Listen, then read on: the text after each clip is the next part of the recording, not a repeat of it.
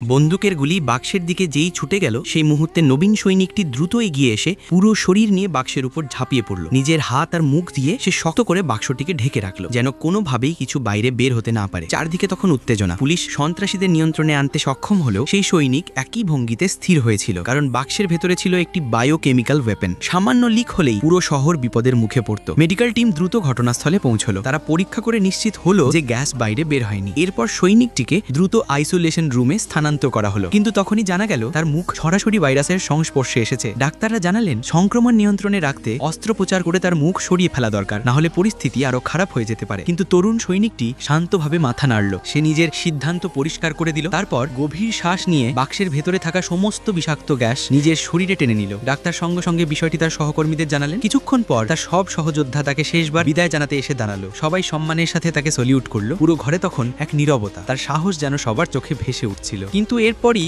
অবিশ্বাস্য ঘটনা ঘটল। 24 ঘন্টা পরেও নবীন সৈনিকটি সম্পূর্ণ সুস্থ ছিল। যখন তার রক্ত পরীক্ষা করা হলো তখন দেখা গেল তার শরীরে এমন কিছু পাওয়া গেছে যা বোঝায় এই পৃথিবীতে এখনো কিছু রহস্য রয়ে গেছে, যা সব হিসেবকে পাল্টে দিতে পারে।